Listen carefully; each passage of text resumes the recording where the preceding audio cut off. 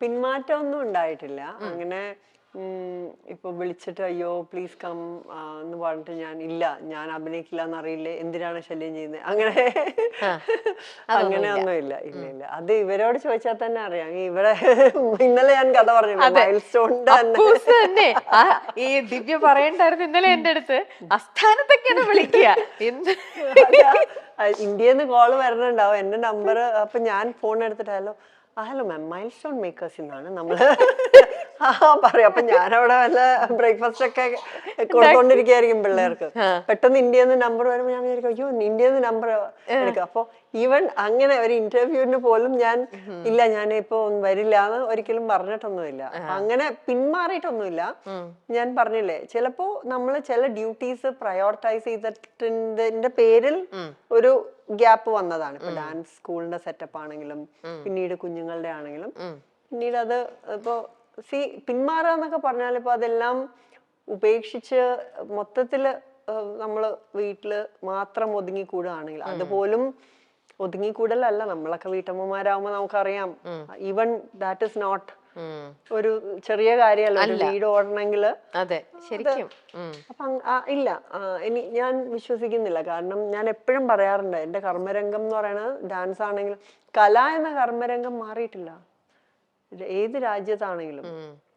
ഞാന് ഇപ്പോഴും യാത്രകൾ ചെയ്യുന്നതും എവിടെയെങ്കിലും എന്താ പറയാ, എല്ലാം ലൈഫിന്റെ എല്ലാ കാര്യങ്ങളും സറൗണ്ടഡ് ബൈ കല തന്നെയാണ്.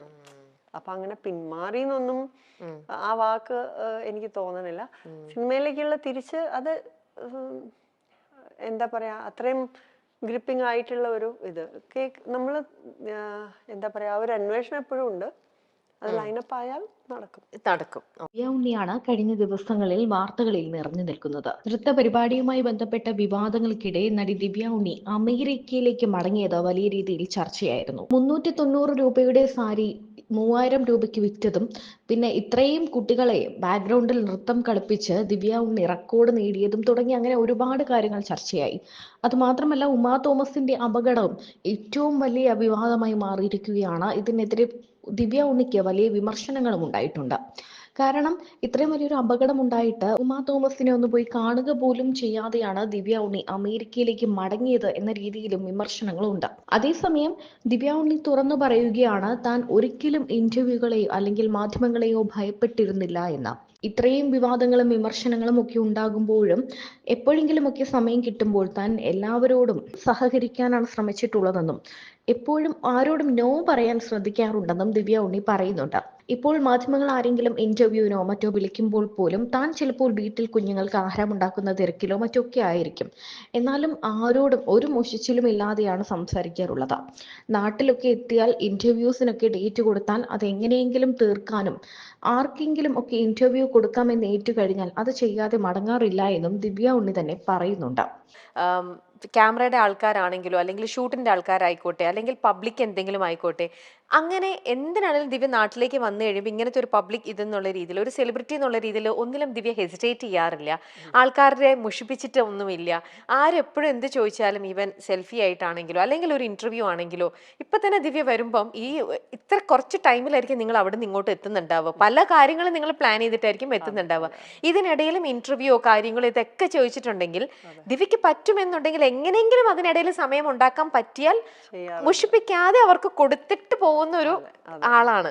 അത് പൊതുവെ എല്ലാരും പറയും, ദിവ്യ ഒന്നിനോടും അങ്ങനെ നോ പറയാതെ മാക്സിമം അഡ്ജസ്റ്റ് ചെയ്ത് തരുന്ന. അങ്ങനെ സീസൺഡ് ആക്കിയതാണ് പേരൻസ്. കാരണം അവരാണെങ്കിലും മൾട്ടിപ്പിൾ തിങ്സ് ഹാൻഡിൽ ചെയ്ത്, ഇപ്പൊ അമ്മ വീടും സ്കൂളും, അച്ഛനാണെങ്കില് വീട്ടിലെ കാര്യങ്ങളും പിന്നെ എന്റെ സിനിമ കാര്യങ്ങളും എല്ലാം, അതെല്ലാം നമ്മള് അത് കണ്ടു വളർന്നതാണ്. പിന്നെ അന്നേരാണെങ്കിലും ഞാൻ പറഞ്ഞ പോലെ ഇപ്പൊ നമുക്ക് അടുത്തറിയാവുന്ന ആരാണെങ്കിലും എന്തെങ്കിലും ഒന്ന് പ്രസന്റ് ആവോ, അല്ലെങ്കിൽ പിന്നീട് വീഡിയോ വിഷസിന്റെ കാലായില്ലേ, അതും ഒക്കെ ഇങ്ങനെ അച്ഛനാണെങ്കിലും അമ്മയാണെങ്കിലും പറ്റാണെങ്കിൽ ചെയ്തു കൊടുക്കുന്നേ എന്ന് പറഞ്ഞിട്ട് ഇപ്പോ അതുമൊക്കെ നമ്മള് ചോദിച്ചാൽ അതുകൊണ്ട് അവർക്കൊരു സന്തോഷം ആവുകയാണെങ്കിൽ നമ്മളെ കൊണ്ട് ചെയ്യാൻ പറ്റുന്ന രീതിയിൽ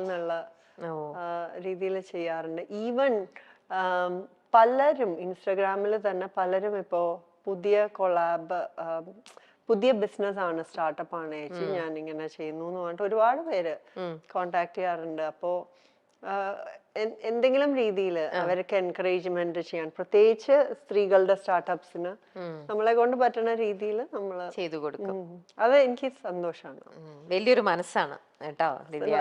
ഹാപ്പിയാണ് അത് ചെയ്യുമ്പോ. അത് കഴിഞ്ഞിട്ട് അവരുടെ ഇത് കാണുമ്പോഴോ അല്ലെങ്കിൽ, പക്ഷെ അങ്ങനെ എപ്പോ ഞാൻ അങ്ങനെ ചെയ്തിട്ടുണ്ടെങ്കിലും അതൊരു കോൺസ്റ്റന്റ് ബോണ്ടായിട്ട് അവര് ഈ സാരി അന്ന് അയച്ചു തന്നില്ലേ, അതിൽ പടം ഇട്ടില്ലേ, അതിന്റെ ഇത്ര ആ പ്രോഗ്രസ് അവരെനിക്ക് അറിയിച്ചുകൊണ്ടിരിക്കും. അതൊരു അപ്പൊ നമുക്കറിയാം അത് ജെന്യുവിൻ ആണ്, നമ്മൾ ചെയ്യുന്നത് കൊണ്ട് അവർക്ക് നല്ലത് കിട്ടുന്നുണ്ട് കിട്ടുന്നുണ്ട്. അല്ല, അത് അവര് നമ്മളെ അറിയിക്കേണ്ട ആവശ്യം എന്താ? അതെ, അതാ ഞാൻ പറയുന്നത്. അപ്പൊ there is something അവരുടെ മനസ്സിൽ നമുക്കൊരു, അപ്പൊ അവരുടെ പ്രാർത്ഥനയിൽ നമ്മൾ ഉണ്ടാവും. ഇന്റർവ്യൂകളിൽ താൻ ഒരിക്കലും ഭയപ്പെട്ടിരുന്നില്ല എന്നും പേടിച്ചോടിയതല്ല അമേരിക്കയിലേക്കെന്നും ദിവ്യ ഉണ്ണി തുറന്നു പറഞ്ഞിരിക്കുകയാണ്.